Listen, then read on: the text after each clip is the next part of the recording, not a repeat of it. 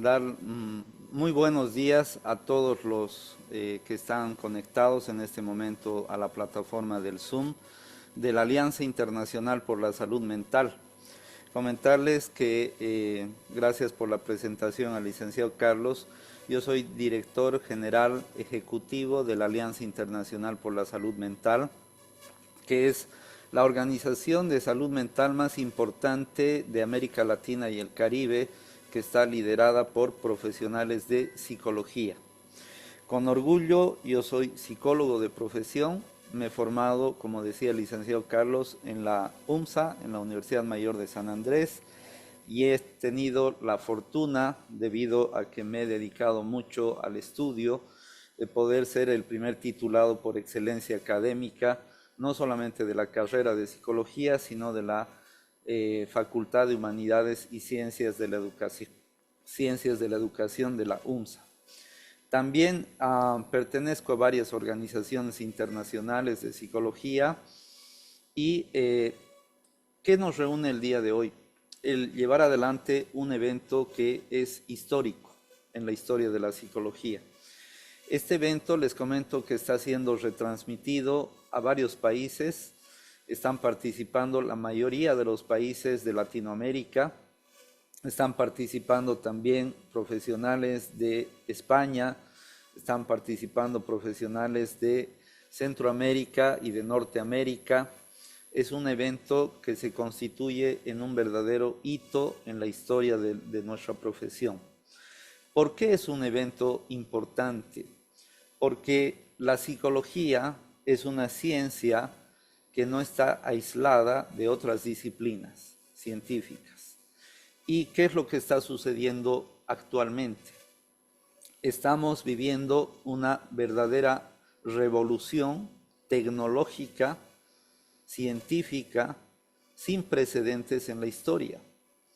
Muchos quizás no son todavía muy conscientes de lo que está aconteciendo actualmente, pero la humanidad se está enfrentando actualmente a un cambio civilizatorio. Estamos hablando de un cambio, de un proceso de transformación muy profundo. Entonces, si somos conscientes de lo que está sucediendo, vamos a entender la importancia de un evento de estas características, porque estamos hablando del primer Congreso Latinoamericano de Neurociencias. Ese es un primer aspecto. Estamos hablando de las neurociencias. Por otro lado, es el primer Congreso Latinoamericano que, además de abordar la temática de neurociencias, está abordando todo lo que es el campo de la telepsicología y todas las nuevas tecnologías aplicadas a todas las áreas de la psicología. No solamente al área clínica, por ejemplo, no solamente al área forense, digamos, sino a todas las áreas de la psicología. Entonces, Bolivia, nuestro país, tiene obviamente rezagos todavía en relación a otros continentes. Lo propio con otros países latinoamericanos, porque en Latinoamérica generalmente somos más consumidores de tecnología que desarrolladores de tecnología. Entonces, ¿qué está en boga? ¿Qué está de moda hoy en día? Hablar de, por ejemplo, la inteligencia artificial. Entramos a redes sociales, entramos a ver artículos científicos, podemos entrar a ver libros que se han publicado recientemente y van a ver que la tendencia en este momento a nivel internacional es hablar de la irrupción de las nuevas tecnologías que están afectando y están influyendo de una manera muy significativa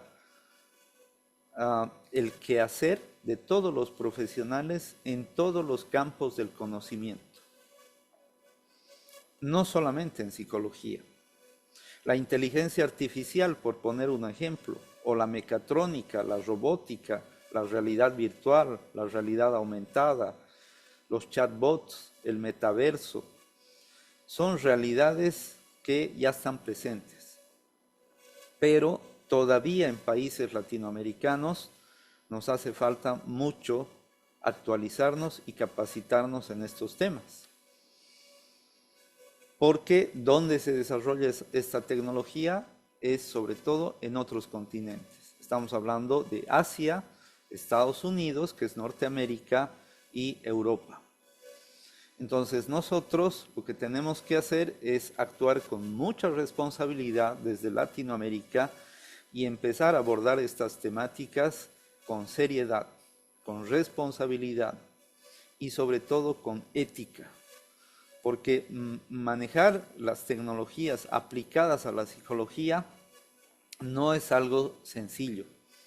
No es solamente descargar un software y pensar que porque ya tengo un software ya voy a mejorar mi práctica profesional. Sino es entender de que si no me capacito a un alto nivel y no sé realmente cuáles son las ventajas y desventajas de cada una de las tecnologías, y considerando de que cada día se van desarrollando nuevos softwares, nuevos sistemas, nuevas aplicaciones, entonces realmente no estamos a la par del desarrollo científico y tecnológico que se está produciendo, se está generando actualmente. Dicho eso como introducción, voy a ir a la conferencia que voy a dictar como primera ponencia en este congreso, agradeciéndoles por su participación, diciéndoles que es un éxito rotundo este evento. Estamos logrando niveles históricos de participación de profesionales y estudiantes de psicología de la mayoría de los países de América Latina y el Caribe. Por eso es que la sala de Zoom está ahorita totalmente ya copada, hemos rebasado todas las expectativas, pero eso no significa que los que no han podido ingresar no van a poder participar. Van a poder participar del Congreso, de todo el Congreso, y van a poder ser parte del proyecto tecnológico más innovador de la historia de la psicología en Latinoamérica. Porque el evento no solamente es académico, no solamente es estar presente en las exposiciones o recibir un certificado de participación, sino dar la posibilidad también a profesionales y estudiantes de psicología para que se incorporen a este proyecto, que es maravilloso. El proyecto tiene el propósito de poder capacitar y poder hacer accesible tecnologías que son muy costosas actualmente para que puedan ser aplicadas con responsabilidad y con ética a la sociedad, a las personas, parejas, familias que necesitan de una atención digna, de una atención de calidad en psicología, en todas sus áreas. Bien, el tema que yo voy a exponer, y yendo ya a la parte concreta de la temática, es la historia, el panorama actual y las proyecciones en relación a las neurociencias y las nuevas tecnologías aplicadas al ámbito de la psicología. ¿Qué podemos decir sobre este tema? Voy a partir de una frase que es célebre, que la dijo obviamente una gran personalidad de la historia de la humanidad, que era nada más ni nada menos que Albert Einstein. ¿Qué dijo él? La mente que se abre a una nueva idea jamás volverá a su tamaño original. ¿Qué significa esto? Es algo muy profundo, que si tenemos realmente mentalidad investigadora, si tenemos mentalidad emprendedora, si tenemos mentalidad visionaria, nos vamos a dar cuenta de lo que está sucediendo actualmente y vamos a asumir un compromiso con nosotros mismos para cualificar nuestra formación académica, para que nuestra formación académica sea de excelencia, no una formación académica mediocre.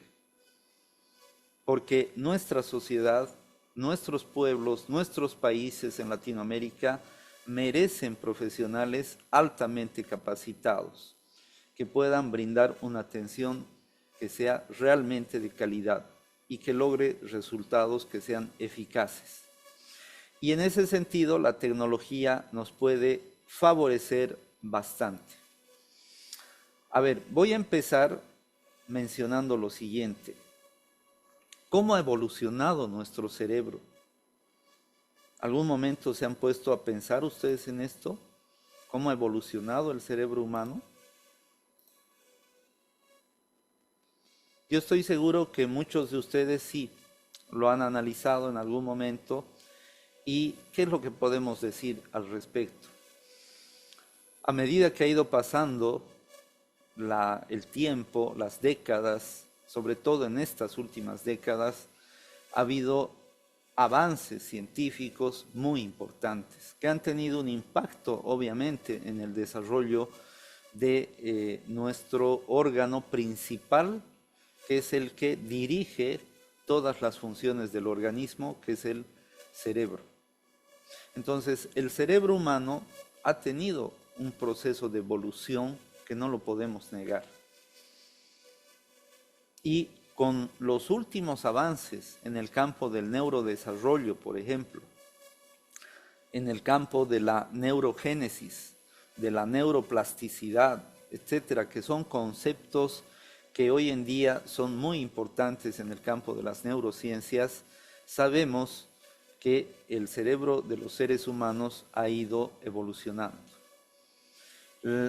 Si hablamos solamente por poner un ejemplo de la cantidad de conexiones sinápticas que hoy en día tienen los niños en relación a la cantidad de conexiones sinápticas que tenían en el pasado, vamos a ver que hay diferencias. ¿Sí? ¿Por qué? Porque hoy en día estamos hablando de una época de la comunicación, una época de las tecnologías de la información, de las tecnologías basadas ya no solamente en el lenguaje binario de la computación, sino en lo que ya se conoce como la era cuántica de la computación. Una era que todavía no dimensionamos el impacto que va a llegar a tener en nuestras vidas, en la vida de cada uno de nosotros. Y a escala mundial el impacto va a ser enorme. Entonces, estudiar realmente cómo funciona el organismo humano, cómo funcionan los sistemas dentro del organismo humano, cómo funciona el sistema nervioso y cómo funciona el órgano principal del sistema nervioso, que es el cerebro, es una gran responsabilidad para los profesionales de psicología en la actualidad. Obviamente hay que entender que hay enfoques, corrientes, escuelas distintas dentro de la psicología y no todas las corrientes comparten el mismo objeto de estudio. Si hablamos de la etimología del concepto, sabemos que psicología es el estudio del alma. Sin embargo, actualmente, si aplicamos el método científico, es difícil poder mantener ese concepto. Entonces, también la psicología, a través de sus distintas corrientes, escuelas o enfoques, ha ido evolucionando. ¿Sí? Entonces, cada vez hemos ido develando más los secretos y los misterios de cómo funciona nuestro organismo. Y digo nuestro organismo, no solamente el cerebro, porque el cerebro no está aislado de todo el cuerpo. ¿Sí? Y el cuerpo funciona como una orquesta filarmónica. Hay un equilibrio y hay una armonía entre todas las funciones que desempeñan cada uno de los órganos y sistemas del cuerpo humano. Por lo tanto, las bases biológicas de la psicología, las bases biofisiológicas del comportamiento, etcétera, son fundamentales para poder entender realmente cómo los seres humanos aprendemos. Porque ustedes saben que el proceso de aprendizaje es fundamental y es lo que permite que cada uno de nosotros tenga una personalidad única e irrepetible. Y que obviamente nuestra personalidad define nuestro modo de pensar, nuestro modo de sentir y nuestro modo de comportarnos. Bien, pasando a la siguiente diapositiva, ¿qué podemos decir continuando? ¿Cuál es la importancia de la neurociencia cognitiva actualmente? Cuando hablamos de neurociencias podemos encontrar muchas definiciones, muchos conceptos y muchos autores al respecto. Pero cuando hablamos de neurociencia cognitiva estamos haciendo referencia a un ámbito que es mucho más específico, que tiene que ver con el estudio de los procesos cognitivos, de lo que se conoce como la corriente cognoscitiva, ¿sí? Que es la que nos permite estudiar procesos básicos a nivel de la mente humana, como puede ser, por ejemplo, la percepción, la atención, la memoria, y procesos mentales superiores, como por ejemplo puede ser la toma de decisiones, la resolución de problemas, la creatividad, el razonamiento complejo, etcétera, etcétera. Entonces, la neurociencia cognitiva está avanzando a pasos agigantados. No por nada, en muchas universidades, y voy a mencionar el ejemplo de la universidad más grande e importante que tiene Bolivia, que es la Universidad Mayor de San Andrés, ¿verdad? Por la cantidad y la envergadura de la universidad, que es muy grande, no por nada se ha aperturado una maestría en neuropsicología, que ya han habido versiones, ¿verdad?, que se han hecho anteriormente, y ha habido profesionales que se han formado, se han capacitado en este campo, que es la neuropsicología. ¿Sí? Entonces, las neurociencias están presentes y van a seguir presentes, y como muchos opinamos, se constituye en la base de lo que va a ser realmente el verdadero objeto de estudio de nuestra profesión, que es la psicología. Uno de los grandes enigmas y misterios todavía de la ciencia para el siglo XXI es develar todos los misterios que encierra el cerebro humano, el sistema nervioso, y cómo este sistema se interrelaciona y se intermodula con todos los órganos y sistemas de nuestro cuerpo, porque es un tema muy complejo. Bien, dicho eso, pasamos a lo siguiente. El papel que están jugando las innovaciones tecnológicas hoy en día. Si bien hay un desarrollo científico, hay un desarrollo del mismo cerebro, por todo lo que ha implicado también este desarrollo científico en todos los campos del conocimiento humano, hay un tema que es fundamental y tiene que ver con las revoluciones industriales que ha enfrentado la humanidad.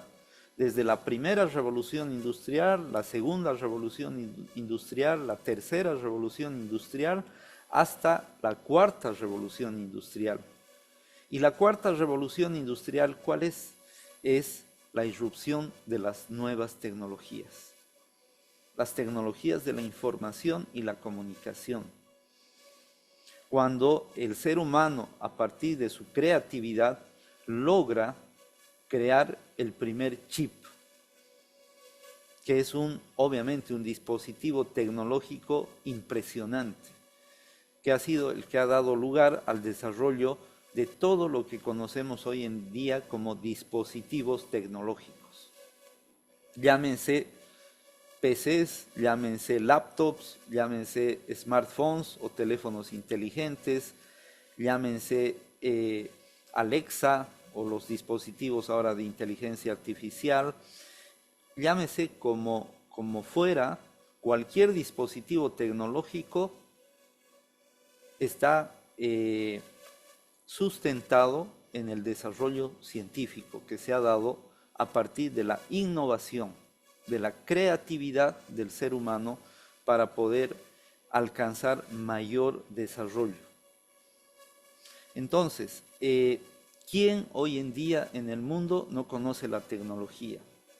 Y obviamente ustedes dirán, pero hay todavía sectores de la población que no tienen todavía acceso a la tecnología, pero esta brecha ha ido disminuyendo a un ritmo muy acelerado. Hace 50 años atrás en Bolivia no era común que las familias, por ejemplo, tengan internet o wifi en sus hogares. Hoy en día es muy común que las familias bolivianas, incluso familias, podríamos decir, de escasos recursos económicos, puedan tener acceso a las tecnologías. ¿Por qué? Porque los costos han disminuido. ¿Sí? Además, Bolivia tiene un satélite propio, pero además del satélite propio que tiene nuestro país, también hay muchos satélites en el mundo y obviamente las empresas de telecomunicaciones han garantizado que la cobertura del Internet ahora sea a escala mundial. ¿Sí? Y a eso se suma que las nuevas generaciones de niños que están naciendo, o sea, me refiero a los que están en el vientre materno o los que están siendo dados a luz o los que tienen sus primeros años de vida, ¿verdad? Hasta sus 3, 4, 5 años o más, ya no son seres humanos como lo éramos en el pasado, sino ya estamos hablando de otra mentalidad diferente, de otro tipo de ser humano, que se los denomina como los nativos digitales. ¿Sí? Personas que ya nacen en un entorno donde la tecnología ya está presente y es parte de la vida cotidiana de ese grupo social. ¿Sí? Ahora, hay obviamente grupos indígenas, originarios, campesinos, etnias en el mundo que todavía no han tenido contacto con, con lo que se llama el desarrollo tecnológico, científico, que podrían estar viviendo en selvas, en bosques, ¿verdad? Pero incluso hasta en esos lugares más remotos, eso ya está cambiando y se está transformando. Y eso ya es de conocimiento general en el mundo, ¿verdad? Estamos viendo una sociedad donde ya no es posible pensar en poder vivir sin estar relacionado al uso de las tecnologías. Bien, prosiguiendo, ¿qué podemos decir del cerebro humano? Cuando uno habla del cerebro, muchas veces vemos dibujos, vemos esquemas, vemos gráficos, pero no comprendemos realmente la complejidad de este órgano maravilloso de la naturaleza, porque generalmente es en el ámbito de la medicina, de la biología, donde se estudia al cerebro como tal. O sea, se lo puede ver, se lo puede tocar, se lo puede palpar, se lo puede pesar, se lo puede medir, hasta se puede sentir el olor que tiene el cerebro humano, etc. Entonces aquí está reflejada en esta imagen un cerebro humano real, que es altamente complejo. Es realmente la computadora más maravillosa que ha creado la naturaleza. Ni el computador, ni la supercomputadora más increíblemente avanzada que tengamos actualmente en el mundo se compara al cerebro humano. Entonces, obviamente, es un órgano impresionante, maravilloso, que si bien conocemos ciertos aspectos del mismo, todavía nos hace falta saber muchas cosas acerca no solamente de su anatomía, sino fundamentalmente de su fisiología, de cómo funciona, cómo este órgano es capaz, por ejemplo, de generar la autoconciencia. Imagínense un proceso tan complejo que hasta el día de hoy la ciencia no puede terminar de explicar qué es la conciencia humana y cómo tenemos los seres humanos la capacidad de ser conscientes de nuestra propia existencia, porque esa es la autoconciencia, ser conscientes de que existimos, ¿sí? Y que vamos a morir. y que estamos en una lucha permanente para poder sobrevivir. Porque toda la ciencia actualmente está orientada a eso, a encontrar caminos, vías que permitan que el ser humano logre mayores niveles de bienestar integral, mayor nivel de desarrollo humano integral, pero también ir develando los misterios del organismo para superar, por ejemplo, las enfermedades o los trastornos psicológicos o enfermedades neurológicas o trastornos debido al consumo de sustancias psicoactivas. Estamos viviendo, por ejemplo, hoy en día la era de las adicciones, ¿sí? En psicología, los que somos psicólogos clínicos, psicoterapeutas y nos dedicamos a este campo, sabemos cómo está la situación actualmente. Niños, adolescentes que tienen ahora adicción a la tecnología, por ejemplo, adicción al juego, adicción al sexo, adicción al alcohol, adicción al tabaco, adicción a otras drogas, adicción a ciertos medicamentos, adicción a ciertos alimentos. Es la era de las adicciones.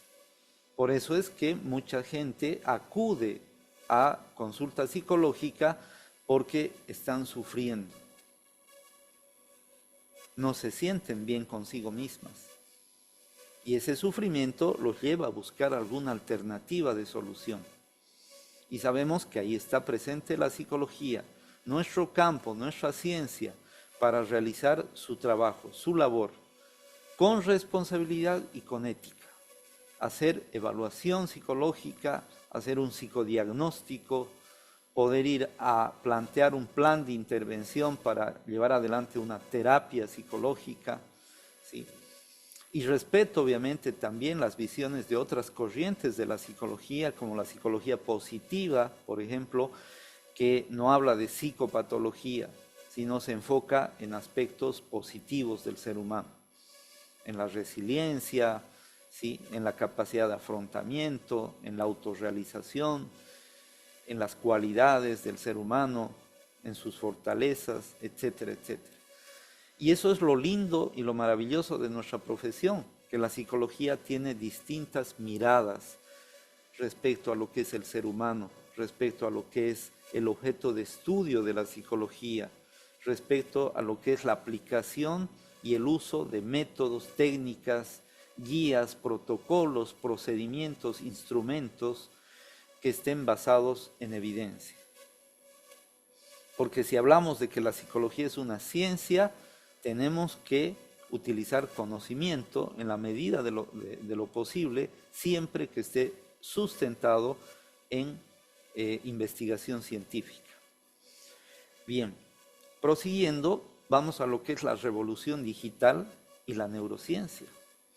Sabemos que hoy en día la revolución tecnológica, que es esta era digital que estamos viviendo, con la invención del chip, con la invención de la computadora, con la invención del Internet, que nos conecta a nivel mundial ahora y podemos tener comunicación en tiempo real, cosa que en el pasado era imposible pensar en eso. Podemos hacer eventos académicos, podemos hacer reuniones, podemos brindar atención a personas que necesitan, incluso pueden estar al otro lado del mundo, no importa, porque la tecnología ahora te conecta, nos conecta a todos. Entonces, esta revolución tecnológica tiene un gran impacto sobre la neurociencia, porque el cerebro se está viendo afectado de distintas maneras por el tener acceso a tanta cantidad de información. Obviamente que no podríamos ni en 10, ni en 15, ni en 20 vidas poder llegar a conocer todo lo que está plasmado en el Internet, porque el conocimiento ya del Internet es insuperable. Por eso es que la inteligencia artificial se está perfilando como una tecnología que el ser humano no la va a poder superar. Obviamente, veremos hasta dónde llega la inteligencia artificial, pero las perspectivas son impresionantes. Ya con los estudios, las investigaciones que se están haciendo en fase experimental en los centros más importantes, en los laboratorios más importantes de investigación en el mundo, la inteligencia artificial, por mencionar solamente una de las tecnologías que son importantes y relevantes, realmente nos hace pensar mucho y nos tiene que hacer reflexionar profundamente acerca de lo que nos espera como especie humana. Porque se está hablando de que va a llegar el momento, y de hecho muchos dirán, pero eso ya existe, de que se va a fusionar la tecnología con la biología. Y los seres humanos vamos a pasar de ser seres humanos como tales a ser seres donde vamos a tener incorporados dispositivos tecnológicos en nuestro organismo. Llámense chips, llámense sensores, llámense cualquier otro tipo de dispositivo tecnológico. Eso ya existe. Ya hay ensayo y hay experimentos, investigaciones donde se están implantando dispositivos tecnológicos en los seres humanos, incluido implantes cerebrales, que ya han permitido, por ejemplo, que personas puedan mover un ratón, o sea, el mouse, el cursor en un monitor, solamente utilizando el pensamiento, sin utilizar ya la mano, sin utilizar lo que sería un mouse. Ya se ha hablado desde, por ejemplo, la empresa de Neuralink, que es de Elon Musk, de la posibilidad real de devolver la vista a personas ciegas. Imagínense ese avance tecnológico. Personas con discapacidad visual total que pueden haber nacido siendo ciegas y que a través de la tecnología actual se les puede devolver la visión. Ya se lo ha hecho con animales y ya se lo ha logrado. Obviamente viene ahora la fase de ensayo con seres humanos.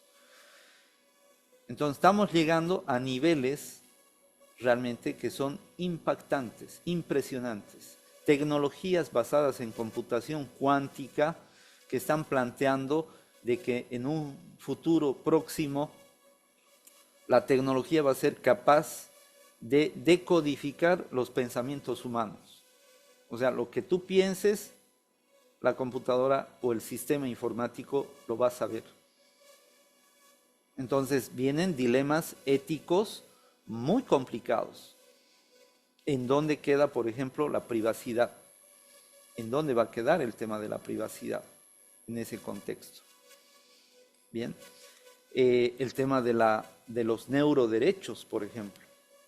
Porque se supone que yo soy un ser humano, que soy libre, que tengo capacidad de pensar, de razonar, de tomar mis propias decisiones y de que nadie tiene derecho a invadir mi vida privada, mis datos confidenciales.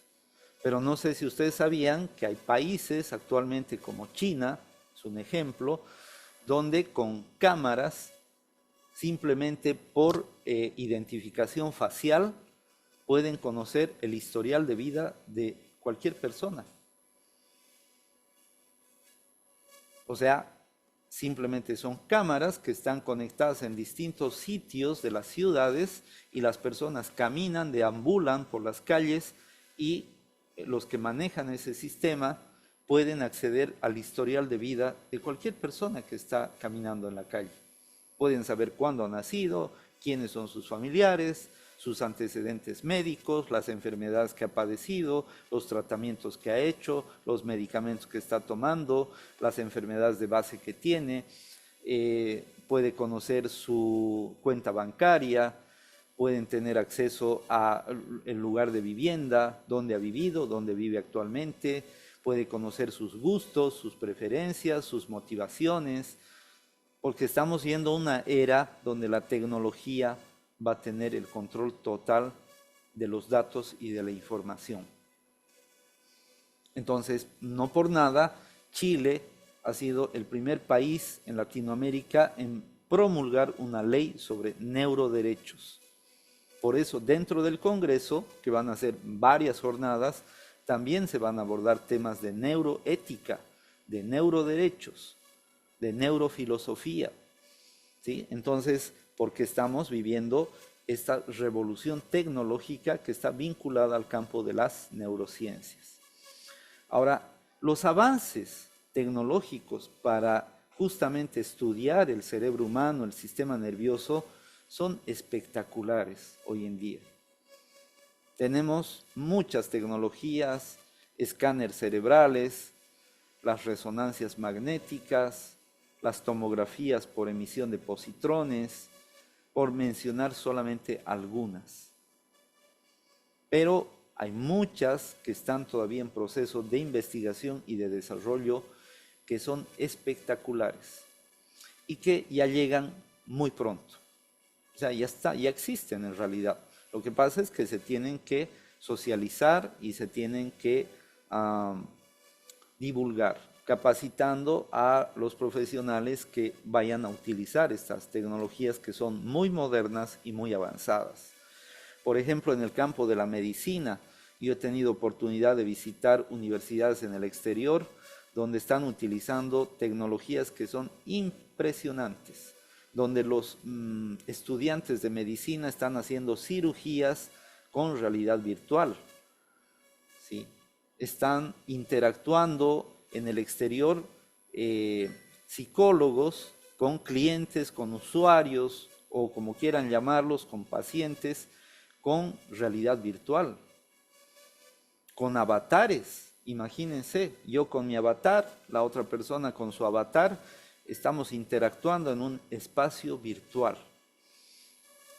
que puede ser diseñado a medida del profesional o de la institución o de la organización que esté a cargo. Bien. Ahora, sabemos que hay diferencias de conectividad cerebral entre el cerebro masculino y femenino, y esto es algo que es importante conocer, porque muchas veces por desconocimiento seguimos utilizando información que no está basada en evidencia, información que viene de hace 100 años atrás, 80 años atrás, 50 años atrás, 30 años atrás, 20 años atrás, 10 años atrás, cuando hoy en día la ciencia avanza todos los días. Entonces, si tú quieres estar realmente al tanto de los últimos avances, tienes que estar leyendo permanentemente papers científicos, artículos científicos, revistas científicas. Y obviamente que la mayor parte de la investigación científica no está en idioma español, está en idioma inglés. Entonces ahí es donde viene el rezago muchas veces en países latinoamericanos, donde por falta de conocimiento del idioma inglés y por falta de hábito de lectura, además que se está perdiendo mucho hoy en día, no estamos al tanto de los últimos avances, ¿sí? Y mucha gente vive el día a día en la distracción, en la zona de confort, echado, viendo YouTube, viendo Netflix, viendo cualquier aplicación, o en TikTok, o en Instagram, o en cualquier otra red social, distrayéndose, pero perdiendo el tiempo totalmente. Un tiempo que no lo va a poder recuperar, lamentablemente. El tiempo, se dice, es oro.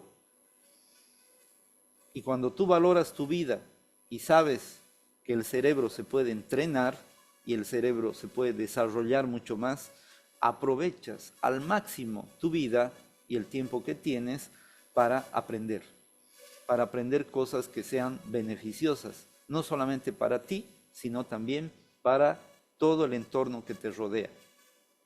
Porque todos somos corresponsables de lo que está sucediendo actualmente en el mundo.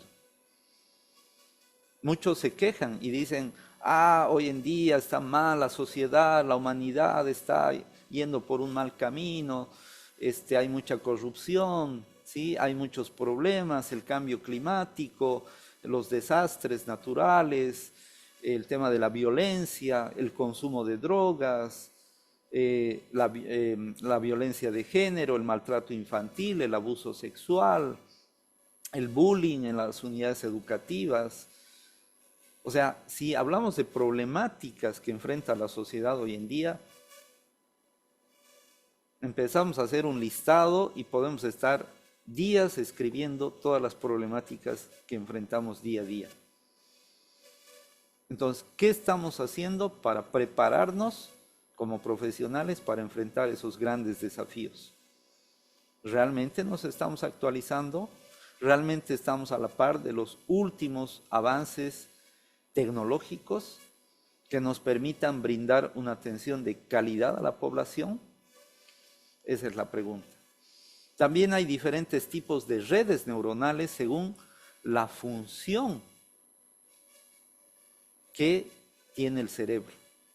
Entonces, por ejemplo, hay redes de reconocimiento que apuntan al qué del conocimiento. Hay redes estratégicas que apuntan al cómo lograr algo. Y hay redes afectivas que van al por qué, que están muy vinculadas a la motivación. También sabemos que a nivel cerebral hay la dopamina, que es un neurotransmisor, por eso se habla de las vías dopaminérgicas, y también la serotonina, que son las vías serotoninérgicas. Y hay una gran diferencia de vivir la vida con altos niveles o con picos de dopamina que vivir la vida con alto nivel o altos niveles de serotonina. Porque la dopamina nos va a llevar a la adicción, en cambio la serotonina nos va a llevar a ese sentimiento de felicidad, de paz, de tranquilidad, de sosiego. ¿Sí? Los momentos más felices de la vida es cuando tenemos mayores niveles de serotonina en el cerebro y en nuestro organismo. Entonces, todo esto, ¿verdad?, es muy importante. Ahora, el cerebro se entrena. El cerebro es un órgano que tiene la capacidad de regenerarse. En el pasado se pensaba que las células nerviosas eran las únicas células del organismo que no podían regenerarse. Esa era la creencia, pero esa creencia era un mito, porque en realidad sí existe la neurogénesis. Las células nerviosas, ¿sí?, que son las neuronas, se pueden regenerar. Y además de eso, el mismo cerebro tiene la plasticidad cerebral. Eso significa que podemos crear nuevas conexiones sinápticas en el cerebro y podemos desechar otras conexiones sinápticas que no sean útiles ni beneficiosas para nosotros o para los demás. Entonces, ¿cuántos realmente utilizan el potencial y la capacidad que tiene la computadora más increíble que la naturaleza nos ha regalado, que es nuestro cerebro? ¿Cuánto realmente utilizamos el cerebro diariamente para crear, para innovar, para ser emprendedor, para ser visionario, para generar conocimiento, para hacer producción intelectual, para hacer investigación, para plantear soluciones a los problemas? Porque estamos invadidos de problemas, pero lo que escasean son las soluciones. Y los seres humanos somos una especie privilegiada en la naturaleza, en este planeta, que tenemos la capacidad de la creatividad, de poder innovar, de poder crear ideas que sean originales y que se constituyan en un puente para la resolución de problemas. Cuando hablamos de neuroplasticidad cerebral es algo fantástico. Y aquí entra otro concepto que es muy importante, que es la epigenética. Porque antes se pensaba que con los genes con los que nacíamos íbamos a morir y que la genética era determinante en la vida de todo ser humano. ¿Sí? O sea que ya estaba preestablecido nuestro destino porque la genética no se puede modificar. Esa era la creencia, el mito en el pasado. Hoy en día sabemos que no es así. La genética se puede modificar y ahí viene la epigenética. Cómo las experiencias, la riqueza de experiencias que tengamos van a ser favorables o van a ser desfavorables. Nos van a generar eustrés, que es estrés positivo, o nos van a generar distrés, que es estrés negativo. Depende de la calidad de experiencias que tengamos. Si vivimos situaciones desagradables, si nos relacionamos con gente que tiene alteraciones, que puede tener trastornos psicológicos, personas conflictivas, personas que tienen mentalidad pesimista, etcétera, eso va a tener un impacto sobre nuestras vidas. Si elegimos una mala pareja para compartir nuestra vida, lo propio, porque esa pareja no te va a apoyar, no va a creer en ti, no te va a incentivar, no te va a motivar a salir adelante. Por lo tanto, no tiene mayor sentido mantener una relación donde más bien hay lo contrario. Son relaciones destructivas. En psicología hay un término que se utiliza hoy en día que es el término de relaciones patológicas, ¿sí? ¿Y cuántos no caen en eso? Por ejemplo, en la dependencia emocional por estar involucrado en una relación patológica, ¿sí? Que requeriría de atención psicológica, ya sea para uno de los dos miembros de la pareja o para ambos. También hablamos de la cultura digital, porque las neurociencias están vinculadas también directamente con la psicología, con la pedagogía, y de esto surgen las ciencias naturales, las ciencias de la salud, las ciencias sociales, y por lo tanto surgen conceptos que hoy en día son también importantes y se están debatiendo mucho en eventos internacionales, como el concepto de neuroeducación, el concepto de neuropsicología, el concepto de psicología educativa también, ¿sí? Bien, prosiguiendo, tenemos que hablar de la revolución digital de la educación. Sabemos que las aulas tradicionales de 4 paredes, donde están los pupitres en fila y donde tú ves al compañero que está delante, su cabeza o su nuca, ese modelo pedagógico tradicional sigue vigente lamentablemente en nuestro país, cuando ya se sabe que es un modelo que el único destino que puede tener es el fracaso, porque es un modelo mecanicista, lineal, repetitivo, memorístico, que no promueve el desarrollo de capacidades muy importantes como el desarrollo del pensamiento crítico, del pensamiento analítico, del pensamiento creativo y sobre todo una mentalidad innovadora en todo sentido. Entonces, hablamos del cerebro en la era tecnológica. Es realmente un tema de vital importancia. Entender cómo este órgano que todos lo tenemos, que está en nuestro organismo y gracias al cual podemos tener todas nuestras funciones vitales, ¿verdad? En un estado adecuado para poder funcionar en la sociedad, cómo se vincula este órgano tan maravilloso y todo el sistema nervioso con las tecnologías. Y cómo a su vez las tecnologías están teniendo un impacto enorme sobre el desarrollo del cerebro y sobre cambios y transformaciones a nivel cerebral también.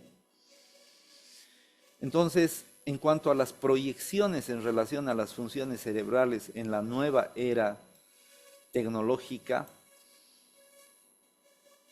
hay una gama muy amplia de posibilidades para capacitarnos y entender de que para poder trabajar en el campo de la psicología tenemos que empezar a hablar de temas tan relevantes como el tema de salud mental, porque la salud mental es un componente indivisible de la salud integral.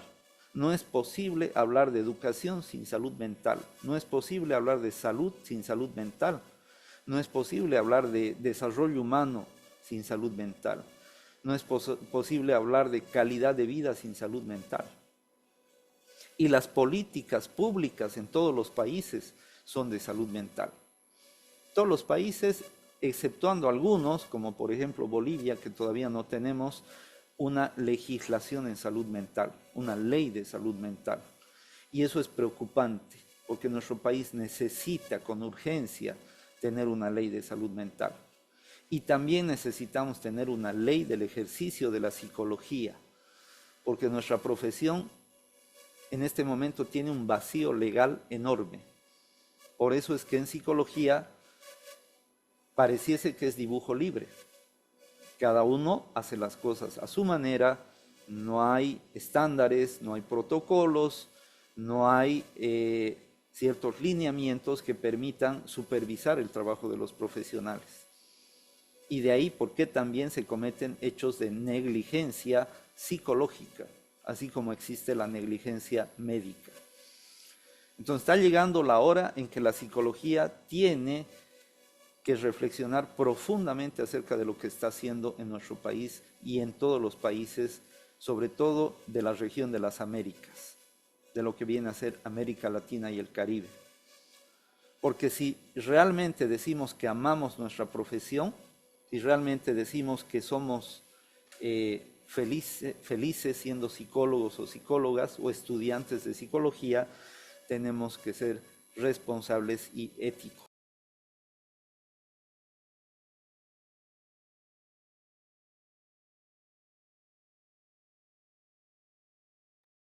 Disculpe, Liz, se apagó su micrófono.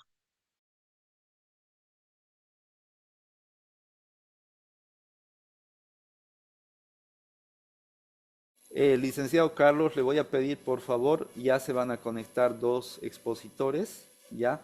Usted ya sabe lo que tiene que hacer para lograr que ellos se conecten, por favor. Dale, Liz, Entonces, ahorita. ya estoy yendo a la parte final de la exposición. Quisiera continuar con lo siguiente. Así como hablamos de procesos cognitivos, así como hablamos de la importancia de las neurociencias cognitivas, tenemos que hablar de la metacognición, que es la capacidad de ser conscientes de nuestros propios procesos cognitivos. Y esa es una gran responsabilidad y una gran labor que tenemos como psicólogos para promover la metacognición desde los primeros años de vida en los niños pequeños. ¿Sí? Porque sabemos también que hay etapas críticas a nivel del desarrollo cerebral y obviamente si dejamos pasar esas etapas críticas, posteriormente ya es más complicado lograr avances en el desarrollo neurológico del cerebro. Vamos a hacer referencia al Internet, que hoy en día se constituye en el cerebro de cerebros, porque miren, estamos a puertas de ingresar en la era cuántica de la computación. Todos nuestros dispositivos tecnológicos van a desaparecer, van a ir al museo. Si ustedes tienen ahorita una computadora, tienen una tablet, tienen un smartphone, etcétera, lamentablemente me da mucha pena decirles que se tienen que ir despidiendo de estos dispositivos, porque ya tienen tiempo de caducidad y no va a ser mucho tiempo. Algunos dicen, no, pero esta tecnología cuántica llegará de aquí a 30 años, 50 años. No, no, no, no, no. Estamos hablando de esta década. Estamos hablando entre el 2030 a más tardar hasta el 2035. Y no vamos a utilizar ya los dispositivos que conocemos. Vamos a ingresar a una revolución en la que vamos a tener que aprender nuevamente a utilizar las nuevas tecnologías. Por eso hoy en día hablar de mecatrónica, robótica, hablar de inteligencia artificial, hablar de realidad virtual, realidad aumentada, metaverso, bionanotecnología, etcétera, es pues algo fundamental. Entonces, la propuesta es muy clara. No es solamente participar de este congreso, que es histórico, de hecho que es histórico este congreso en Latinoamérica, sino ser parte del proyecto tecnológico más innovador de la región de las Américas. Y miren que estamos destinando becas completas para que estudiantes de psicología puedan participar. ¿sí? Porque el compromiso con la psicología es muy grande, el amor a nuestra profesión es muy grande y queremos que obviamente la psicología salga adelante, se posicione y logre el lugar que se merece. Yendo a lo último, la inteligencia artificial. Discúlpenme, pero la inteligencia artificial realmente está irrumpiendo, pero de una manera impresionante, espectacular.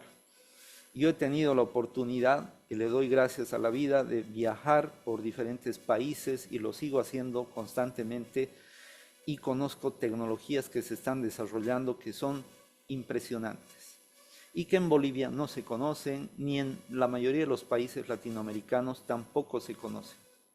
Estoy hablando en el campo de la psicología. Entonces, ¿qué estamos haciendo como Alianza Internacional por la Salud Mental? Ya, gracias también al esfuerzo de esta organización que hemos logrado conformar, que es la Asociación Latinoamericana de Neurociencias, Telepsicología y Nuevas Tecnologías en Salud Mental, estamos ya utilizando, estamos importando tecnología que es muy moderna, muy avanzada y la estamos adaptando al contexto latinoamericano para que muy pronto pueda ser accesible a los profesionales y a los estudiantes que realmente tengan el compromiso con la profesión y tengan el compromiso con la sociedad. Sabemos que el tema de interculturalidad es muy importante porque Bolivia, por poner un ejemplo en Latinoamérica, es el país con mayor diversidad cultural. Y en Latinoamérica hay mucha diversidad cultural. Entonces no podemos ser insensibles, no podemos pensar solamente en la gente que vive en las ciudades, que tiene más acceso a tecnologías, y no pensar en las personas que están en áreas rurales o áreas remotas, distantes, que de pronto no tienen estas oportunidades, porque ellos también tienen derecho a conocer estas cosas. ¿Sí? Y estamos apuntando a un objetivo que es el propósito mayor, que es lograr mayor nivel de bienestar integral. Porque la salud, desde el concepto de la Organización Mundial de la Salud, es integral. Los seres humanos somos seres multidimensionales, somos seres biológicos, psicológicos, sociales, históricos, culturales, incluso seres espirituales, incluso seres energéticos, porque ustedes saben que la sinapsis funciona con corriente eléctrica y hay campos electromagnéticos que están presentes en nuestras vidas todo el tiempo. Por eso también funcionan nuestros celulares, por eso podemos hacer llamadas a grandes distancias, ¿sí? Y obviamente hay un tema de responsabilidad enorme para superar el estigma en salud mental, porque el estigma lleva al prejuicio y el prejuicio lleva a la discriminación. ¿Y qué es lo que tenemos que promover? Es la inclusión social de todas las personas. Todas las personas tienen derecho a acceder a una atención en salud mental que sea digna, porque la salud mental es un derecho humano esencial. Por eso es que tenemos que hacer incidencia en desarrollar políticas públicas de salud mental e incorporar también el componente de salud mental en todas las políticas públicas, en todas. Y esa es una labor que lo tenemos que hacer los psicólogos, las psicólogas en nuestro país. Y para eso tenemos que integrarnos y tenemos que organizarnos. No podemos esperar que todo lo haga la universidad o pensar que la universidad lo va a hacer en algún momento. Yo lo digo con respeto, yo también soy docente de pregrado y posgrado, actualmente soy docente de posgrado en la UNSA, pero está llegando un momento en que las universidades se están quedando cortas porque aquí tiene que primar es el compromiso de los profesionales y de los estudiantes que tenemos que organizarnos en Bolivia. Y lo estamos logrando. No es un sueño, no es algo que queremos hacer, es algo que ya lo estamos logrando en concreto. Y la invitación es para que ustedes se sumen a este movimiento que ya es internacional. Obviamente que hay un impacto enorme de la tecnología en la salud mental. Entonces, no todo es positivo, también hay riesgos, y hay riesgos potenciales muy delicados. Si no se utiliza responsablemente y con ética las tecnologías, pueden ser muy peligrosas para el bienestar del ser humano y obviamente para la salud mental. Entonces no es aplicar por aplicar, ¿sí? Estamos desarrollando protocolos muy responsables que van a ser socializados y vamos a capacitar a profesionales y estudiantes para que sepan cómo utilizar las tecnologías más adelante. Y estamos hablando de un principio que es básico, entender esto que les decía, la salud mental como un derecho humano esencial. Por eso hablamos de la salud mental para todos y todas, porque nadie puede ser excluido. Toda persona tiene dignidad, toda persona merece respeto y por lo tanto tiene derecho a la educación y a la salud y a la justicia, obviamente, que son los pilares del desarrollo humano. ¿Hay desigualdades sociales? Por supuesto que hay desigualdades sociales en Latinoamérica y eso es muy doloroso, porque si bien hay niños, adolescentes, jóvenes que pueden acceder a tecnologías y pueden estar actualizándose permanentemente, hay otros que no y tienen que estar con lápices, con tizas, con pizarras, con pupitres muy precarios, etc. Y maestros, Feliz, sí, ya se está acabando su tiempo. gracias, licenciado, ya estoy terminando. Entonces, les decía, hay otros que tienen que estar con la tiza, con la pizarra, tienen que estar con el pupitre deteriorado, con aulas donde la infraestructura es pésima. Entonces, esas desigualdades hay que superarlas. Pero obviamente que la tecnología sigue avanzando. Entonces, conceptos como telesalud mental, telepsicología, telepsiquiatría, cada día van avanzando mucho más. Y con la inteligencia artificial, la perspectiva es increíble hacia adelante. Por eso la necesidad de abordar estos temas y de que ustedes sean conscientes de la relevancia que tiene todo esto. Porque estoy seguro que en la universidad esto muy poco se está debatiendo y muy poco se está avanzando. ¿Ya? Voy a terminar diciendo de que hemos logrado algo que es histórico, ¿verdad? Porque hemos logrado conformar la Asociación Latinoamericana de Neurociencias, Telepsicología y Nuevas Tecnologías en Salud Mental, a la cual los que participen de este evento, de este congreso tan importante, van a tener la oportunidad también de integrarse, ¿sí? Y finalmente agradecerles mucho por su atención, decirles que como director general de la Alianza Internacional por la Salud Mental, para mí es muy grato, es muy satisfactorio, es muy importante realizar y haber podido concretar este evento, este Congreso Latinoamericano, en el que están participando alrededor de 20 países, un evento que está siendo transmitido por diferentes plataformas virtuales. Muy bien, no me voy a extender más tiempo porque ya está el otro expositor presente. Le doy un saludo al doctor Marcelo Pacheco, un destacado profesional y un amigo entrañable además, con quien estamos coordinando y estamos desarrollando acciones muy importantes. Y vale la pena también mencionar de que el Congreso está siendo inaugurado con las primeras ponencias de algo que hemos logrado que también es histórico para Bolivia, porque hemos logrado conformar el capítulo boliviano de neurociencias, un ámbito que no existía en el pasado, una instancia, ¿verdad?, donde distintos profesionales, incluso egresados y estudiantes de psicología, se han ido incorporando a esta instancia.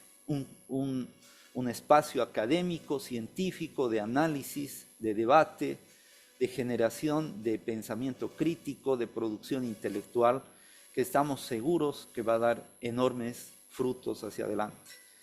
Y es uno de los grandes proyectos de la Alianza Internacional por la Salud Mental, y el doctor Marcelo Pacheco está liderando junto a la magíster Yaciara Elías este capítulo boliviano de neurociencias. Entonces, les voy a ceder ahora la palabra al doctor Marcelo y cualquier consulta, pregunta que tengan de alguna de las ponencias, pueden hacerlas al chat. Ya el licenciado Carlos va a estar atento a esas preguntas y más adelante vamos a generar un espacio para algunas intervenciones para responder. Muchas gracias de mi parte y un abrazo para todos. Muy bien. Muchísimas gracias, Magister Aguilar, por excelente exposición y también por hacernos conocer la actualidad de las ciencias.